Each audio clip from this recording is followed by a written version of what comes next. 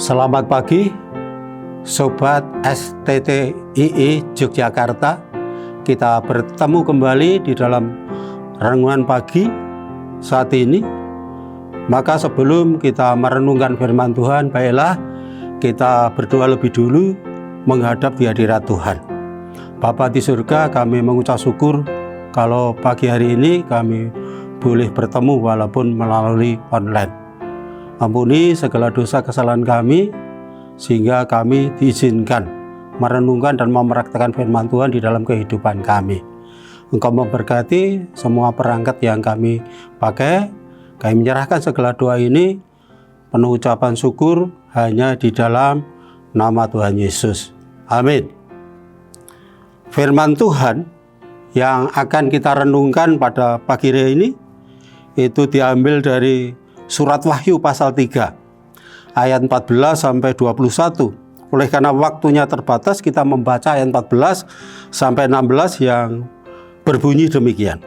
Dan tuliskanlah kepada malaikat jemaat di Laodikia, inilah firman Allah, saksi yang setia dan benar, permulaan dari ciptaan Allah. Aku tahu segala pekerjaanmu, engkau tidak dingin dan tidak panas. Alangkah baiknya jika engkau dingin atau panas.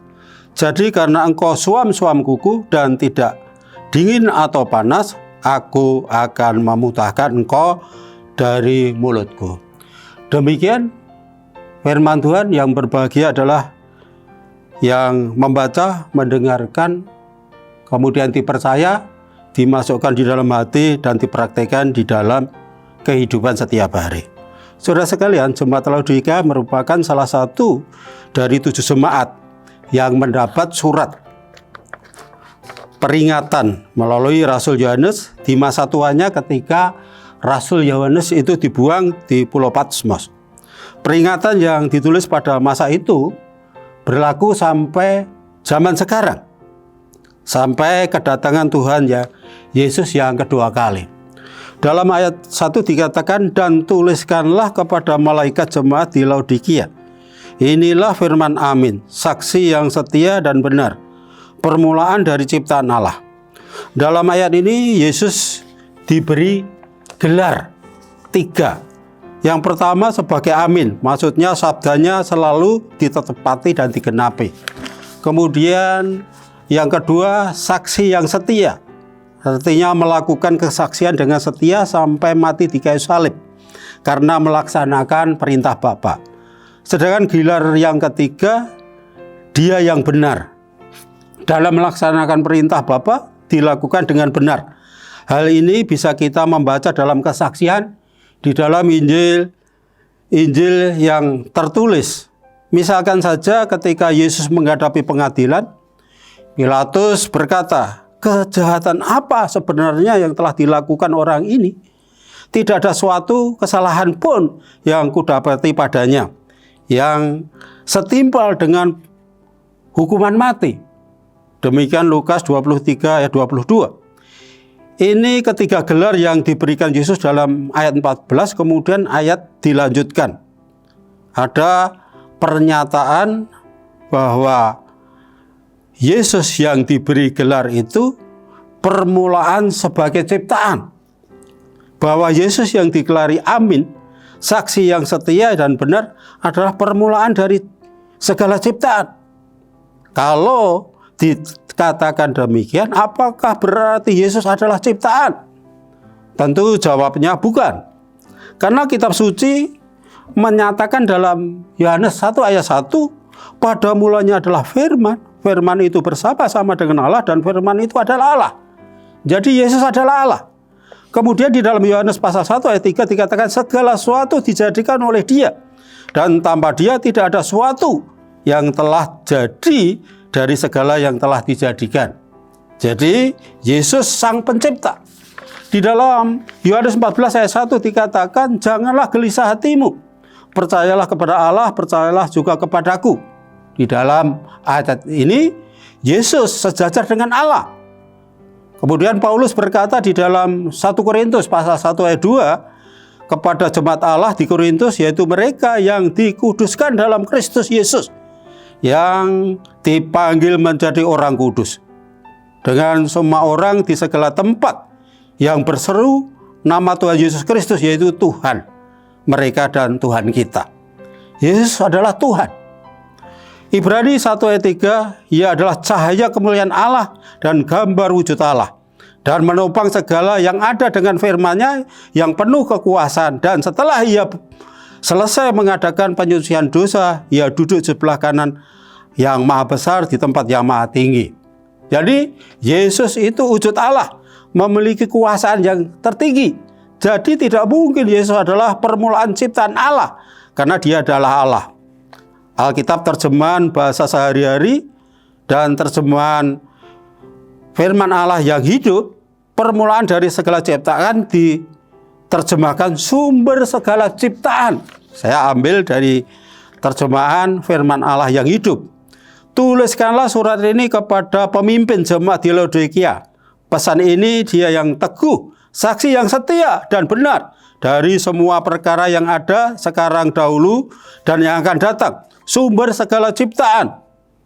Maka melalui ayat ini saya memberi renungan pagi adalah Yesus sumber hayat.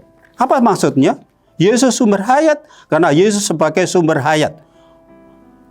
Orang percaya harus memiliki iman Kristen yang jelas. Ayat 15, Aku tahu segala pekerjaanmu, engkau tidak dingin dan tidak panas. Alangkah baiknya jika engkau dingin atau panas.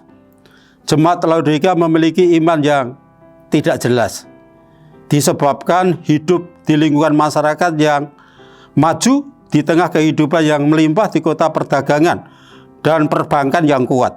Keberadaan jemaat yang ada di lingkungan yang kaya dan makmur secara jasmani, akan tetapi orang Kristen Laodikia tidak mampu menjadi garam dan terang dunia, melainkan imannya terseret ke dalam dunia sekuler. Di samping pengaruh dunia, jemaat juga diperhadapkan kepada penjambahan berhala dalam kekaisaran Roma yang menganggap kaisar Roma sebagai Tuhan. Ini tentu ancaman bagi orang Kristen, ancaman hukuman mati. Rasul Yohanes yang mengaku Yesus sebagai Tuhan dibuang di Pulau Patmos yang tidak berpenghuni. Keadaan seperti ini yang mengakibatkan orang Kristen tidak berani mempraktikkan imannya. Padahal ketika Kristen dipilih atau orang Kristen dipilih, diselamatkan bukan saja untuk menerima keselamatan itu, melainkan juga harus memberitakan keselamatan dan harus berani menderita demi berita keselamatan. Karena Laodikia berpengaruh dan terjebak, terseret di dalam hidup sekuler, Yesus memperingatkan di dalam ayat 16. Jadi karena engkau suam-suam kuku dan tidak dingin atau panas, aku memutahkan engkau dari hadapanku. Saudara-saudara yang dikasihi Tuhan, menurut seorang yang bernama Witherington, kota Laodikia itu memiliki persediaan air di tempat. Ada dua tempat, yaitu Hiperopolis, yaitu suhu panas, tapi air panas yang dialirkan ke Laodikia tidak lagi menjadi panas, sehingga tidak ada gunanya untuk pengobatan. Jadi maksud ini karena orang Kristen tidak memiliki fungsi bagi orang Kristen sebagai orang Kristen, itu bagaikan air suam-suam kuku, tidak ada gunanya, kemudian dimutahkan oleh Tuhan Yesus.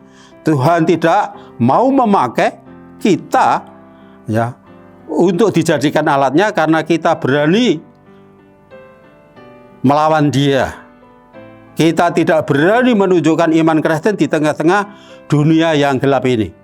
Firman Tuhan mengingatkan bahwa kita memiliki harta yang tidak ternilai harganya, bagaikan mutiara. Ya, jangan mutiara yang indah itu dilemparkan kepada kawanan babi, karena kesalahan kita dalam menggunakan metode sehingga merugikan bagi kerajaan Allah, juga bumerang bagi orang-orang percaya sendiri. Ingat, sumber hayat tidak boleh di luar Tuhan Yesus, harus di dalam Tuhan Yesus. Kita tidak boleh mengandalkan dunia. Maka orang percaya harus memiliki kekayaan Kristen yang sejati. Di dalam firman Tuhan, di dalam ajaran Kristen dikatakan Yesus adalah sebagai manusia sejati. Dia datang di dunia untuk meletakkan kepalanya saja, dia tidak bisa. Tetapi di ajaran lain mengatakan Yesus sebagai Allah sejati. Ia melalui dunia dan segala isinya. Ia berkuasa di bumi dan di surga. Maka Filipi 4:12 berkata, aku tahu apa yang itu kekurangan. Apa aku tahu itu kelimpahan. Dalam segala hal, dalam segala perkara tidak ada suatu yang merupakan rahasia bagiku. Baik dalam kenyang maupun dalam hal kelaparan. Di dalam 1 Korintus 1:5 berkata, sebab di dalam dia kamu telah menjadi kaya. Dalam segala hal, dalam segala macam perkataan. Saudara-saudara yang dikasih Tuhan, apa yang terjadi di dalam jemaat Laodikia? Di dalam ayat 17 dikatakan, karena engkau berkata, aku kaya, dan aku telah memperkayakan diriku, dan aku tidak kekurangan apa-apa, dan karena engkau tidak tahu bahwa engkau melarat, malang, miskin, dan buta. Padahal Laodikia pada zaman itu adalah letaknya strategis, pusat perdagangan, sebagai kota besar, pusat pendidikan, penghasil sutra, penghasil salep mata. Tetapi jemaat yang berdiri di situ memang kaya raya, tetapi berkompromi dengan dunia. Walaupun jemaat itu kaya, tapi Tuhan Yesus berkata, tetapi firman Tuhan mengingatkan, engkau melarat dan malang, miskin, buta, dan telanjang. Orang-orang Kristen Laodikia hidup rohaninya sangat parah. Sudah tidak mengerti kehendak Tuhan, melakukan bermacam-macam dosa, sama parahnya dengan hidup suam-suam kuku. Maka di dalam ayat 20 berkata, lihat aku berdiri di muka pintu, mengetok pintu, jikalau ada orang yang mendengar suaraku dan membukakan pintu, aku akan masuk mendapatkannya, aku makan bersama-sama dengan dia. Jadi saudara-saudara yang dikasih Tuhan, jemaat di Laodikia walaupun kaya, walaupun mereka penuh dengan berkat-berkat jasmani, tetapi mereka terseret ke dalam dunia. Sehingga satu-satunya cara untuk mendapatkan kekuatan dan kembali kepada Allah, dijadikan alat Tuhan, adalah bertobat.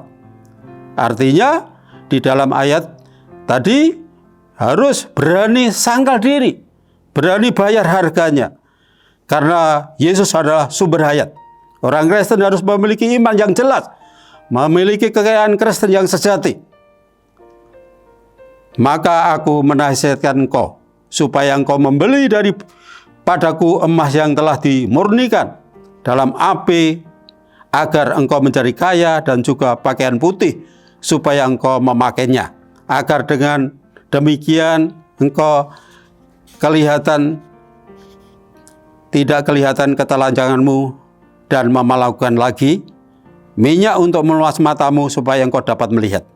Barang siapa aku kasih, ya aku tegur dan kuhajar. Sebab itu relakan hatimu dan bertobatlah.